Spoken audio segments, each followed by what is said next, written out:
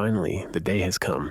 We left the gray, the cold and wet weather behind us, off to new adventures, to sunny sky and salty sea breeze. One last look at our garden, which is still in its winter slumber. Winter in Switzerland is so long, gray, and uninspiring in urban areas. It was time for a change of scene.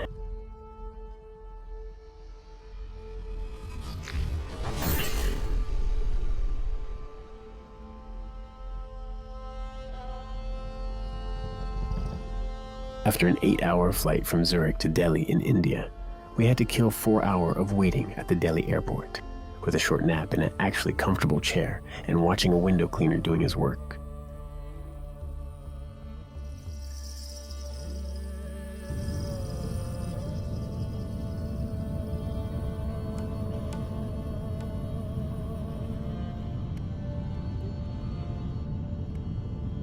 Finally, after another 4.5-hour flight, we landed safely in Colombo, Sri Lanka. Thank you, Air India. As soon as we landed, the heat wall was hitting hard to our faces. I was looking forward to this moment. So nice. A less pleasant experience was that our hotel canceled our reservation for the first night, so we quickly booked a new hotel on the way to the city center.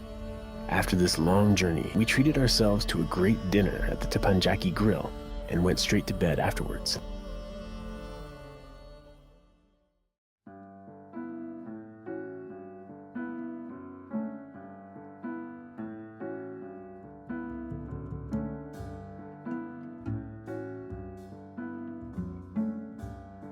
The next day, we took a taxi 2 hours south. Our first stop after Colombo was Hikkaduwa, a small, pretty, family-run hotel right on the beach. A gorgeous, flat, sandy beach. We will stay here for the first 2 days and get our first impressions of this country.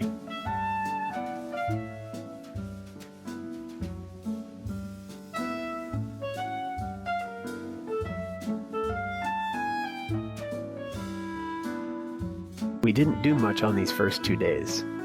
We lay on the beach, caught our first sunburn, and made our first acquaintances with the wild animals.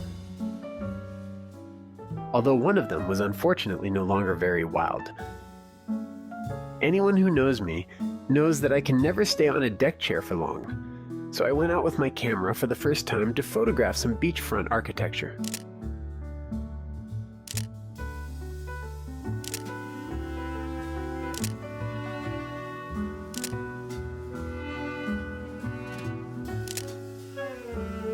After our second dinner in a really small family restaurant where we were the only guests apart from 2 cats, we continued our journey the next day. Before that, however, we made the acquaintance of the local train, which we will be traveling on at the end of our trip. Good night.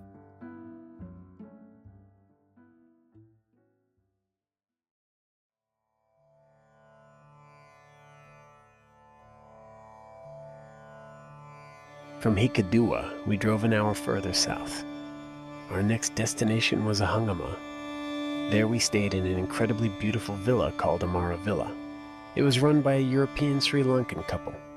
The warm hospitality, the unbelievably great food, and the stunning plants made us feel very comfortable in this oasis. In the garden there were wild peacocks, monkeys, squirrels, weasels, monitor lizards, and lots of birds.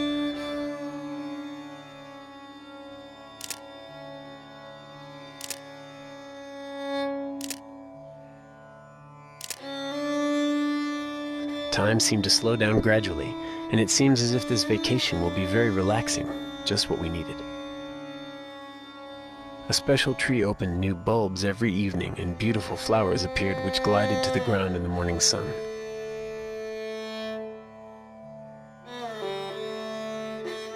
This spectacle was repeated every day.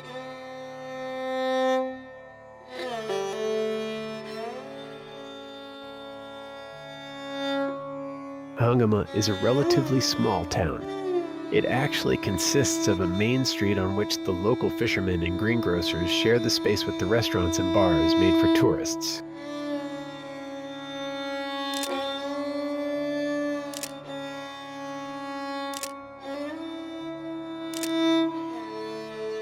In general, We found this place to be harmonious and rather quiet compared to other areas.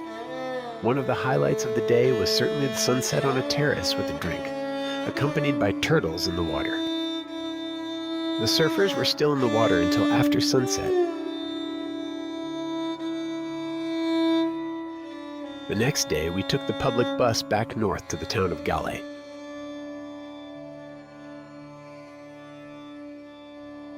As it was quite hot, we limited our visit to the Gale fort, the old town of Gale.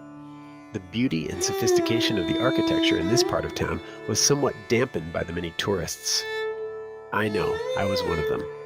However, the Gale fort is certainly worth seeing.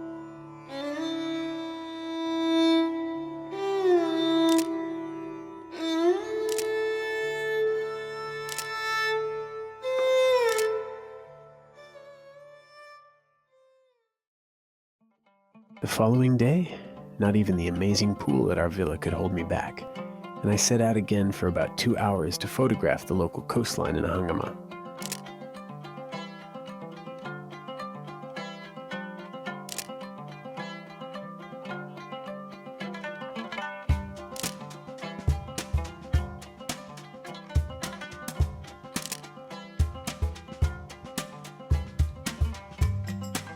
In addition to road repairs and picturesque coastal sections, I also snapped another picture for my playground series as well as my scaffolding series.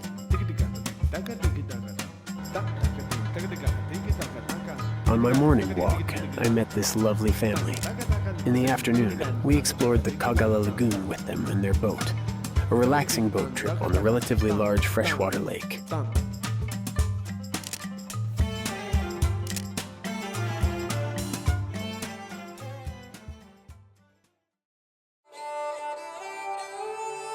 The following day, we continued our journey towards Tengale.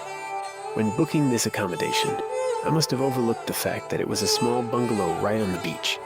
The idyllic appearance was somewhat deceptive.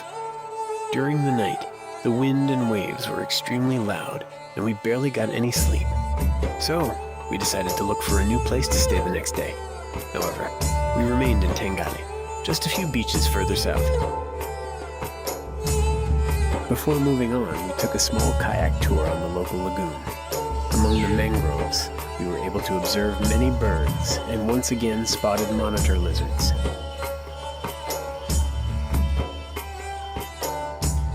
After a short ride in the tuk-tuk, we arrived at our new hotel. It is called Kiryuga Boutique and is run by Renate and her partner. She and her partner love plants and have created a beautiful garden accordingly. The next morning, I set out on foot again with my camera for 2 hours. I headed to the town center of Tengale and let myself wander through the alleys.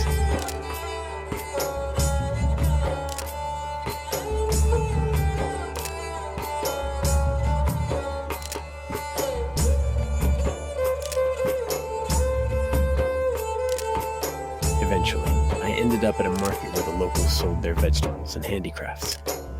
A market is always a small highlight for a photographer.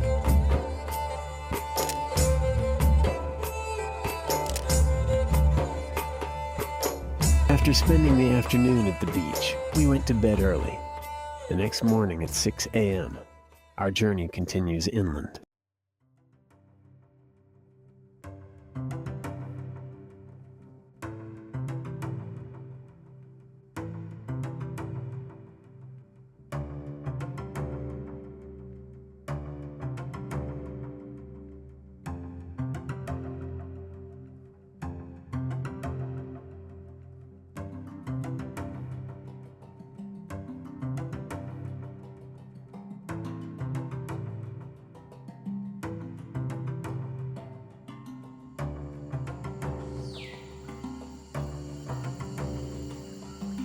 With a very friendly local guide, whose name I unfortunately forgot, we stopped at the Sinharaja rainforest on our way to Ella.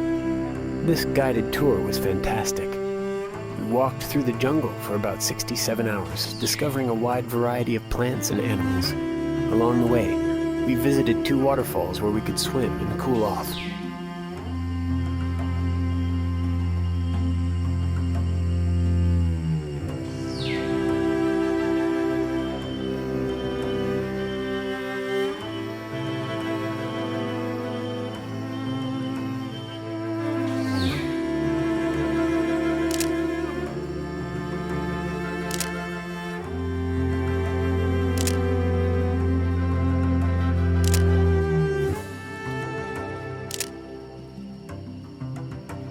After this amazing experience, we drove another 4 hours to Ella.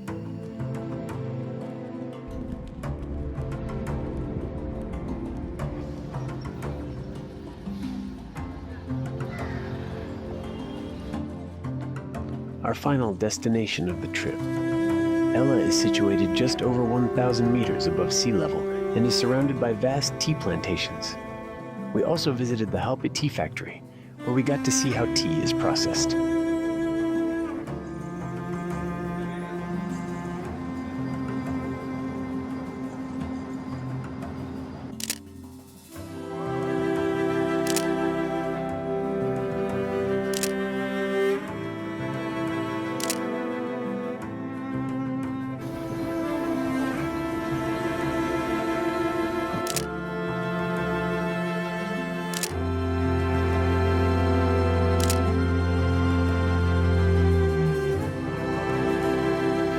Right after that, we visited our only Buddhist temple here in Sri Lanka, the nearby Mahamevnawa Buddhist monastery. Among the many locals, we were practically the only tourists. However, just like everywhere else in Sri Lanka, we were treated kindly and welcomed with tolerance. It was impressive and mystical to witness the devotion with which the believers visited the temple and ceremonially celebrated the rituals of prayer and offering.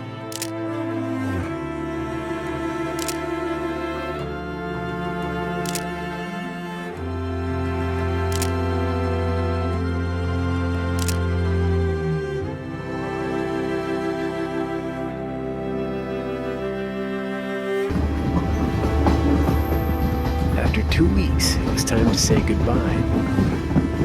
We took a nearly 11-hour train ride back to Colombo, from where we departed early the next morning towards Zurich. Thank you, Sri Lanka, for these relaxing, fascinating, and diverse holidays. Until next time.